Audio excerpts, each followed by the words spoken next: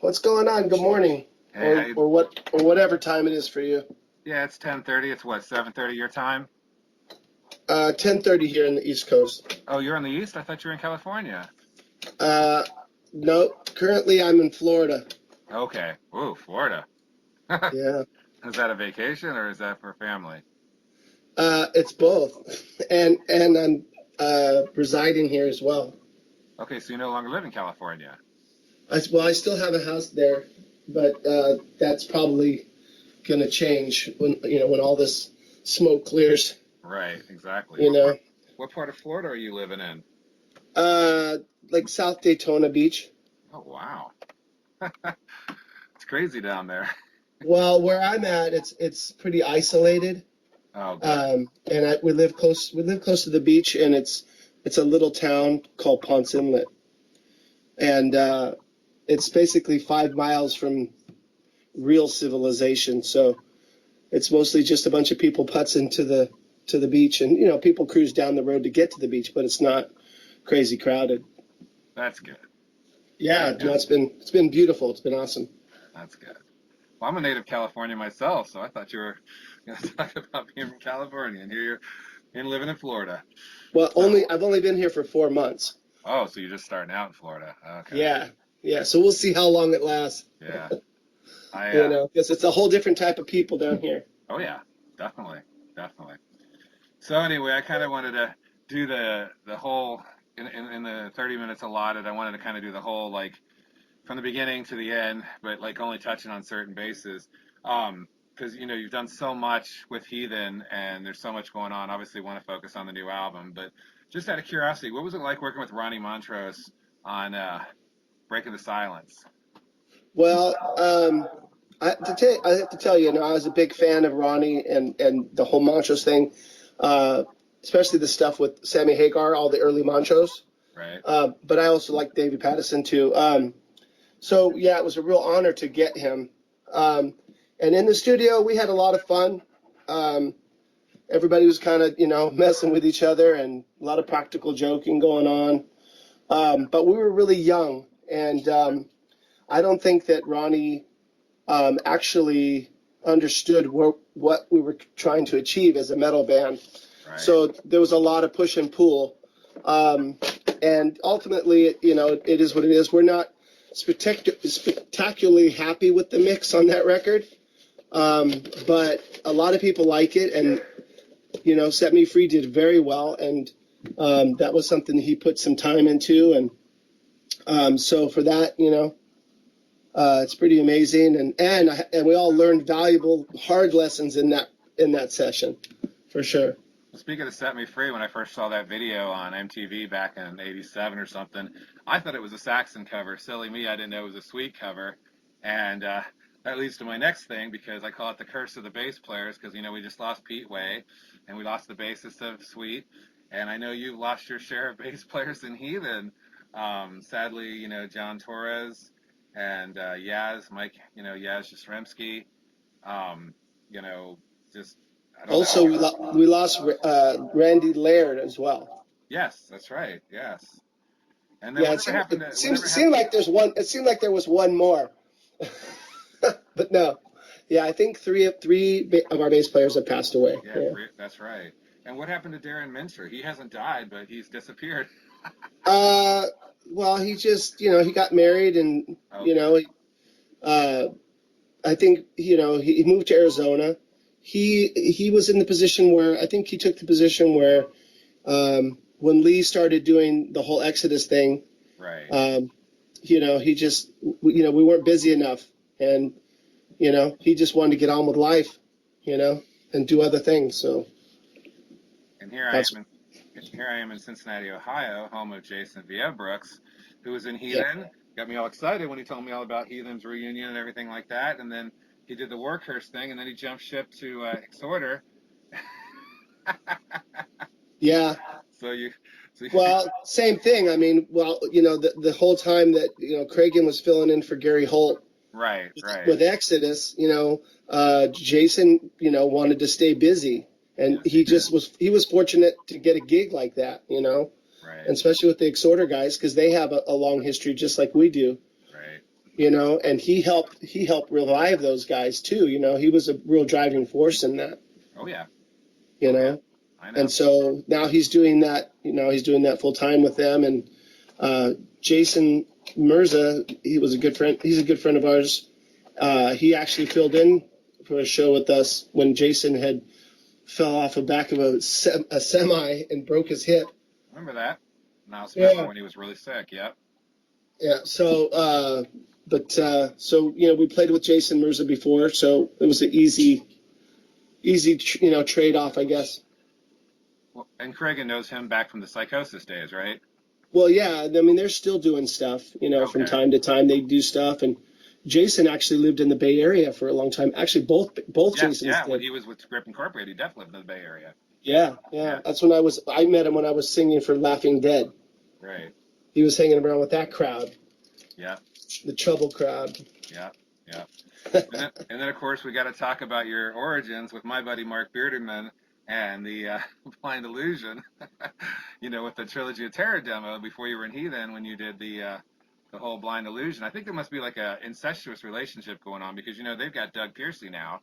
They've also got Andy Gallione, and Mark just sent me a brand new demo a couple weeks ago, and it's tight. It's good stuff, and it's good to see. He made a joke. It's like your new album's called Empire of the Blind. He's like Empire of the Blind Illusion, but you know, you go all the way back to the Trilogy of Terror days. What was it like? You know, I mean, I'm glad to see Blind Illusion are getting the recognition now that they deserved a long time ago. So, but what were those days like? What's that? What was the question? Yeah, What were they? I saw you post a picture on your Facebook of you back in the good old Blind Illusion days from 1985 with you know, playing with Mark and the boys and stuff. What were those days like? Well, there's the days that in Blind Illusion go way back to the basically I think 1970 7. well for me I think I don't know if it was 77 that I joined, but I know it was about 78 79 when it started kicking off and Right. playing big places, you know, parties and stuff. We couldn't get a gig in the club. They weren't letting young rock bands play. It was like the Knack playing at the local clubs, you know. But you know, it was Chris Olsen and I, and Brett Hearn played drums back then, and Mark and I, and Les Claypool had played with the band. We all went to high school together. So Right. Les was actually in the band before I started singing for the band, and then he left. And then I came in to sing, and we brought in Chris Olsen, who I was playing in another project with, to play bass. And we did that for about a year. And then Les, you know, called up Mark and was like, "Hey, man, I'm ready to go. I'm ready to come back." Les Claypool went to high school with Kirk Hammett. Did you also go to the same high school? Yeah, we all did. Oh my We all God, went that's to awesome. yeah, Such a small world. yeah. Well, there was actually Mark didn't go to school much. No, I You know. know, I think he was there for like the 9th grade and part of the 10th grade, and you know, I don't know. I don't know. And I think I was there, I think all the way up to the 11th grade, and it was crazy times. But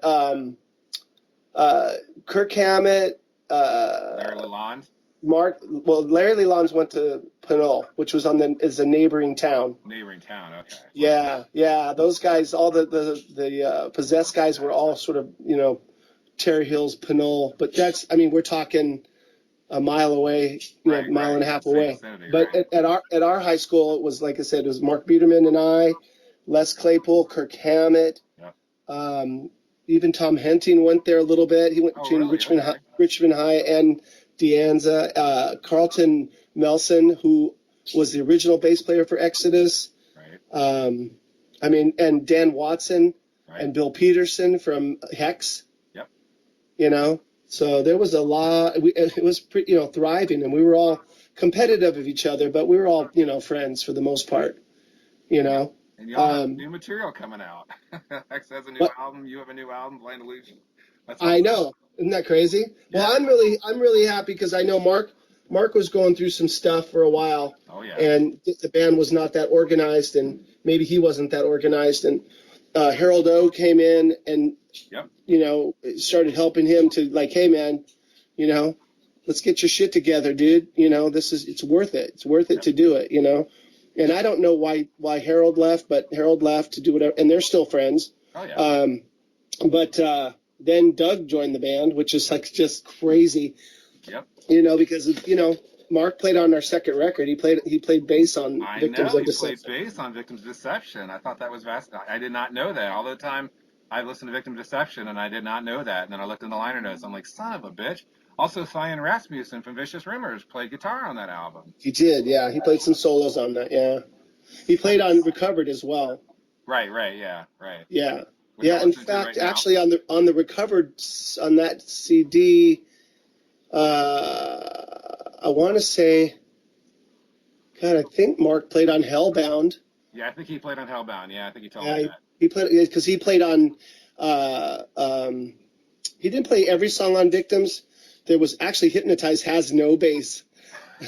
There's no bass, and but it was like, oh, nobody had played the bass on it yet, and then Lee was like, but it's so crunchy, just leave it.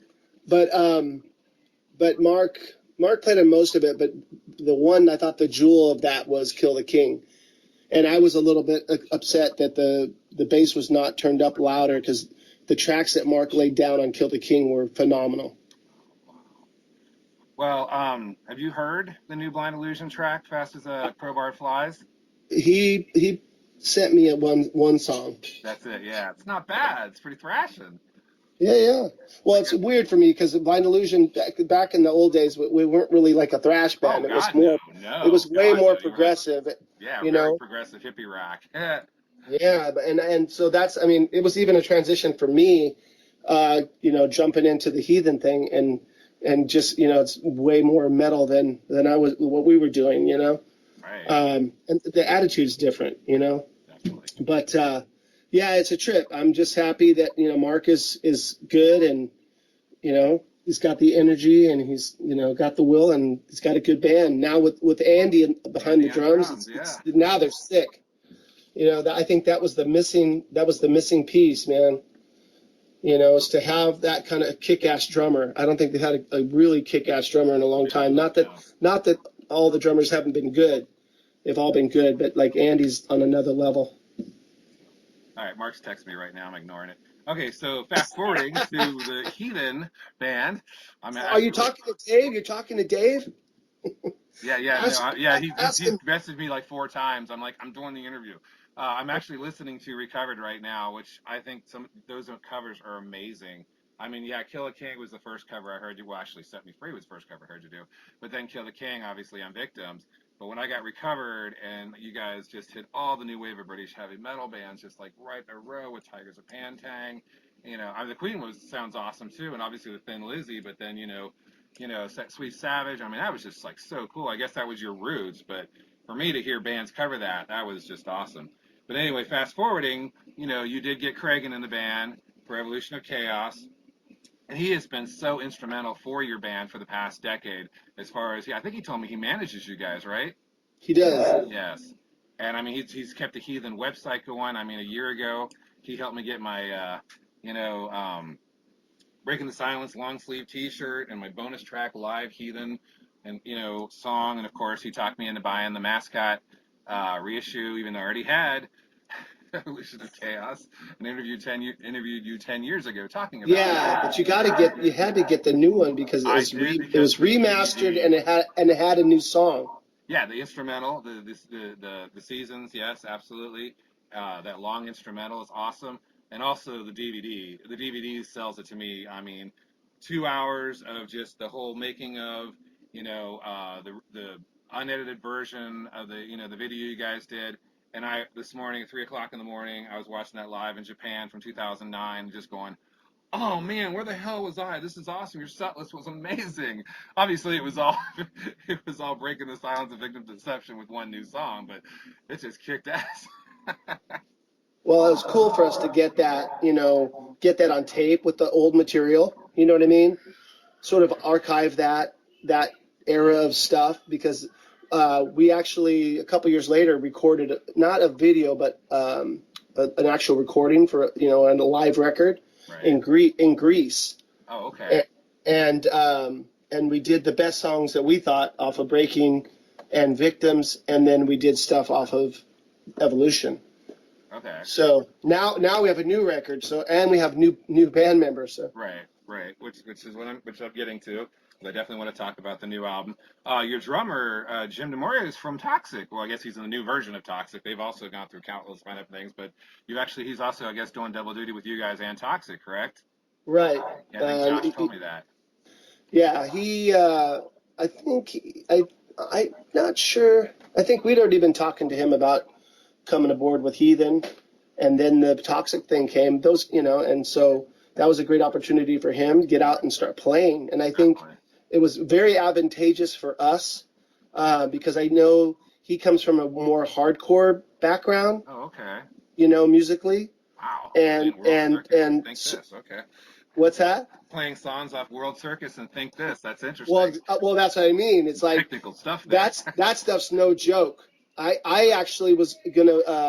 Those guys called me when Yeah, because you're a drummer. when I was out of Heathen for a while, Yeah, and you play drums, right?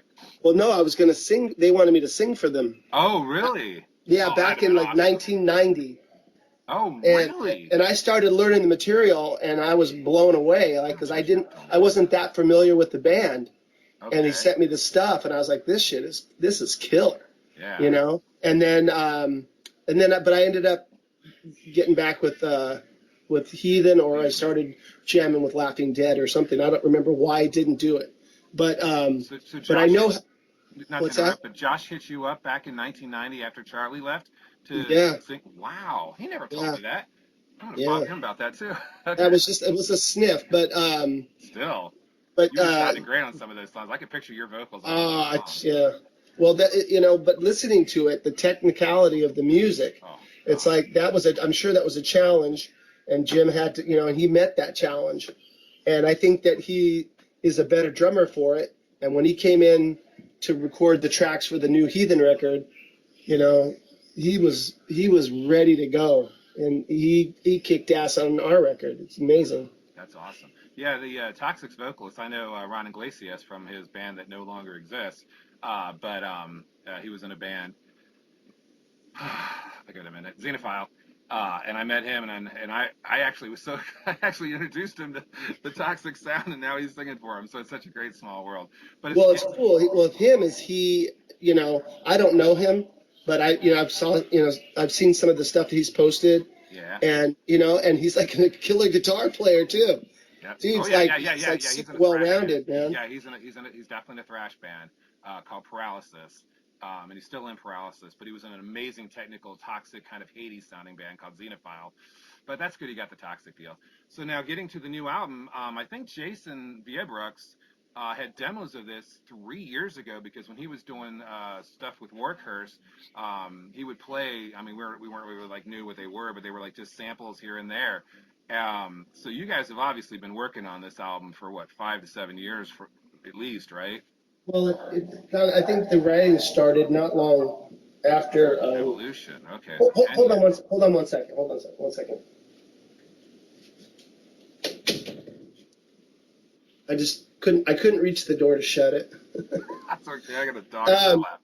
But no, yeah, I think the writing started really, right after Evolution came out, kind of thing.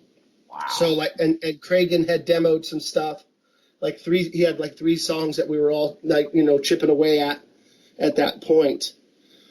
But then, things got, complicated with him, touring with Exodus, and Right. Exodus got busy, so both Lee and Cragen were not around, Right. and Jason lives in Ohio. Right. And and Darren had left, so we didn't have a drummer. So there was a huge disconnect. I understand. And Cragen was the one that was steady, and was determined to write, and get a new record out, because we'd signed with Nuclear Blast in like 2013, I think, something like Okay, that. it was 2013. I thought it was 2015. Wow. Okay.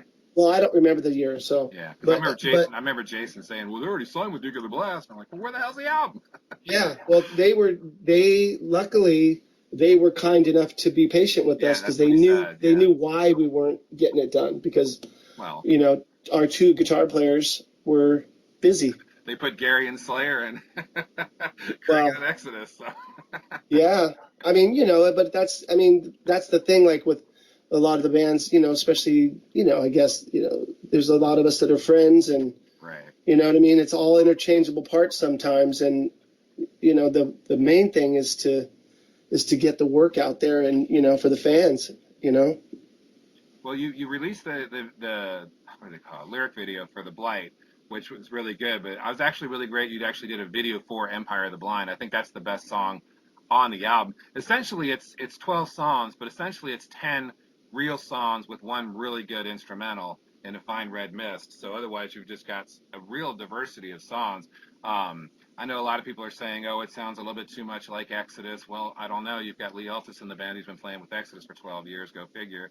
And the Kragan played with Exodus when he did it live, so I kind of think that's going to happen there. I think it is, no pun intended, but the evolution uh, from Evolution to Chaos. I think it's the direction. I mean, a lot of my friends are like, "Oh, it doesn't sound like Breaking the Silence." Well, none of No, the other thank God. none of the other Heathen albums do. Victim to Deception. When I remember the day I picked that up on cassette on Roadrunner, and I was expecting, Breaking the Silence too, and it was anything but that. But then it was like, oh my God, this is so different. This is still Heathen. This is still Dave singing. I think you were Godfrey at the time. But I mean, it was just, there was just a whole different, transition. I guess Paul Bailoff was in the band and he was out and they put you back in, which was a good choice. Like you say, but basically, I think every Heathen album has it has its own sound. It's kind of like when I interviewed Onslaught last week. Every Onslaught album has its own sound. Um, but what are some of your favorite songs to play off the new? Or what are your favorite? Obviously, there's no live because of COVID-19. But what are some of the songs that you're really excited about eventually playing live in 2021? Well, I mean, as far as the new stuff, Yeah, as far as new stuff, of course. yeah, well, I think it's kind of, I'm excited to play whatever because Okay. at this point, this band hasn't even played, we haven't played together as a band. Oh, really? You haven't even With, rehearsed with together? No, these songs, we've only recorded these songs. Wow. Yeah, because the tour was canceled. Right, right. So, Yeah, I and know. we did the record. We had it set up to, um, before the first show was Keep It True in Germany, and that was at the end of April. And Yeah, we were okay, gonna that's we were right. gonna get together in a studio in Germany, close by where the festival was, and we were going to rehearse that week and go over the material. I mean, everybody had to do their homework on the old material, and then we were going to sprinkle in, probably a couple new songs, just a couple for the first leg of the tour. Right. And then the record was supposed to come out June 19th, which would have been the first date of the second leg of the tour, and that was going to be at Grass Pop. Um, and then we would add more songs, more new stuff. But you know, there's so much good stuff on the record. I think In Black's going to be a fun one live Yeah, because it's such a driving song. I can see But that. you know what I mean. But it's going to be hard to choose for as a band. Like everybody's going to have their favorites, but I think we're going to try to get a consensus of from the fans, like what songs do they like the most. You Well, know what I mean? obviously, Blight and Empire of the Blind are all over the internet because you've done videos for them. So those are the ones people know. So I think they Right. want to hear the ones they know. But as far Sure. as stuff they haven't heard, those of us who've been privy to hear the material early. God, it was supposed to be out in June, and now it's not till September. It's like and everything. It seems like everything's pushed to. It's like October is insane. How many stuff is coming out in October that was all due out in I think in May. So yeah, this damn virus is really throwing everything for a loop. Yeah, that's right. You guys were gonna play Keep It True. I remember reading about that like a while ago. God, that's Well, we crazy. had a bunch of festivals for the summer, and and then we were going to actually, when we came back, we'd be back now probably. We'd all be home, and then we were supposed to do a week in South America, and one of the shows was a big festival in Sao Paulo, Oh man. and Wow. that's done. And then there was a festival in Japan with Exodus, Testament, and maybe Death Angel. I don't remember who else was going to play, Whoa. but that's gone. So Hasn't even that been rescheduled for 2021 though, or? well, 2021, all the festivals, if everything goes, back to normal kind of thing, or, where we can have festivals, Right. we're on for next year, Right. but, putting all the dates together for the rest of the tour is going to be a challenge because, a lot of clubs and places like that have taken a hit. So we'll see. You know. Well, that's amazing. You guys had. I figured before that you had it definitely with the lineup that you had now, that you had definitely done rehearsals and stuff like that, and even if you hadn't played any shows, because like I figured maybe like in March or something, you guys were already rehearsing, because before the plague hit so bad, where Keep It True was canceled, and Bakken was canceled, and HOA was canceled, and all these other concerts festivals were canceled. I thought you'd actually had rehearsed. That's amazing. You guys haven't even played these songs live, so. Oh, we finished the record at the end of the year. Yeah. And then, we're just doing, the plan was, because everybody's, like I said, Jim's in New York, Cragen's in Arkansas. I was actually, at the time, I was in the Bay Area, so was Lee. Right, and Jason's in Southern California. So, when it was going to get closer to tour time, plus Lee was actually gone with Exodus on the Bay Area Strikes Back tour. Right. When Gary came back. So, and when they came back, that was right before the travel ban. Like that's when COVID hit. Right. They were right in the middle of it, and a bunch, 10 people from that tour tested positive, and Will Carroll was in the hospital. With Chuck Billy like a week after he got back, and it was like they were all scared.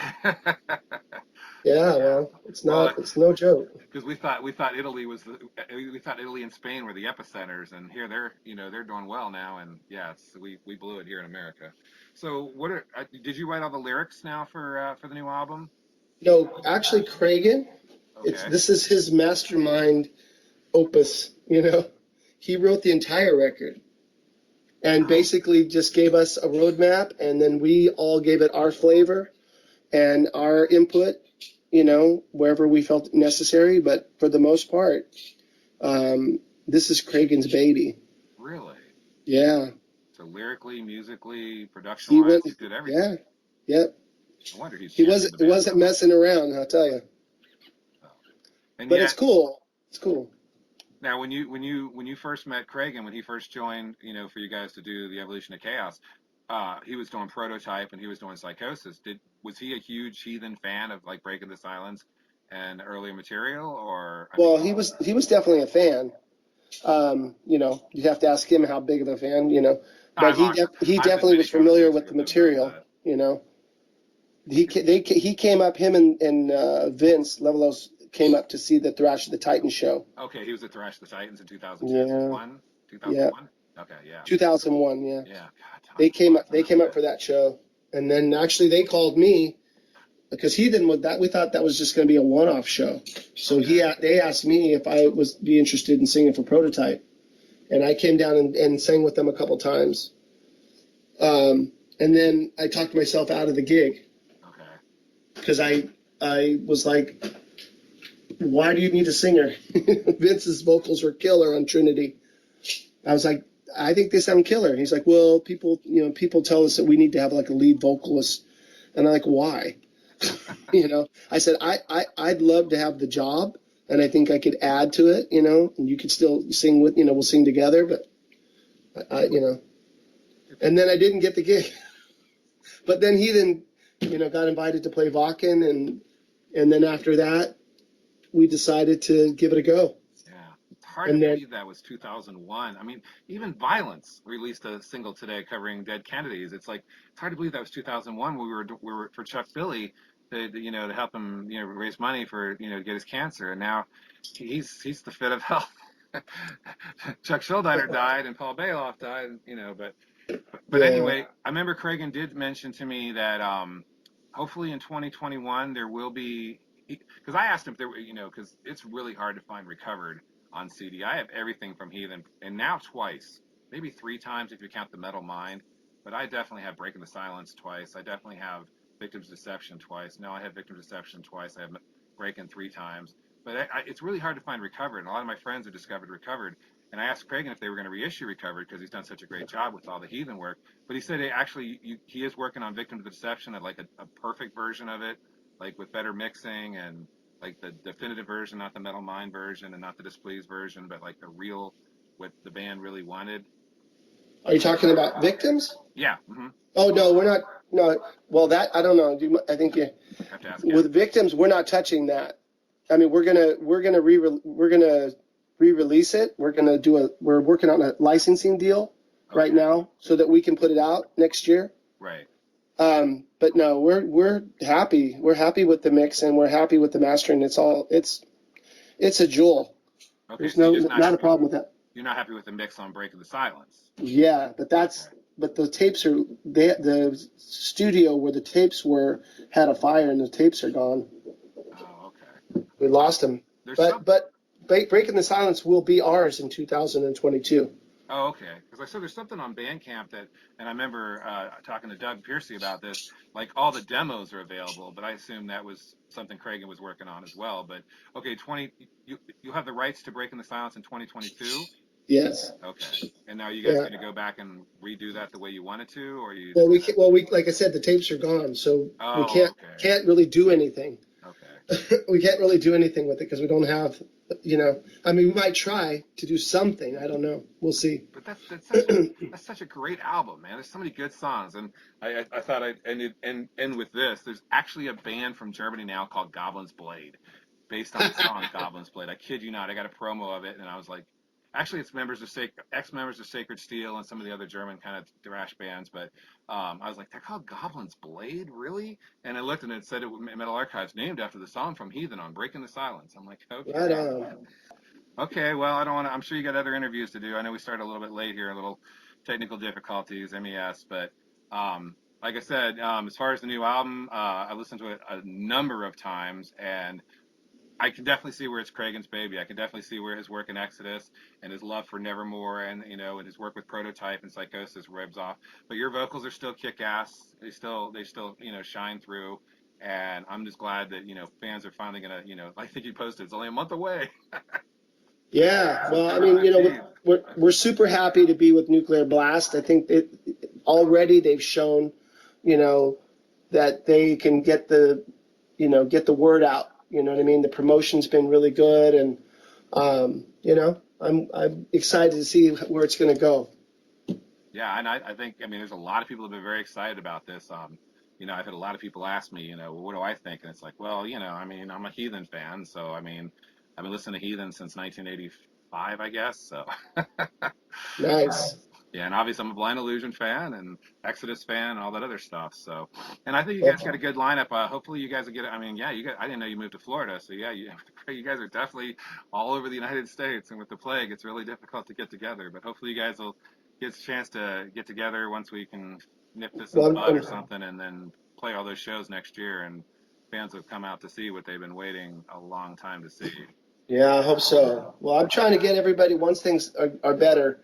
The plan is to have everybody come here and stay with me Okay. because I live close to the beach. That way we can enjoy our day at the beach and then go work at night in the studio and hash it out. And then if we have like a European tour, it's only a 6-hour flight from Florida. So, There you go. There you go. Yeah, good international airport. but Definitely. right on, Michael.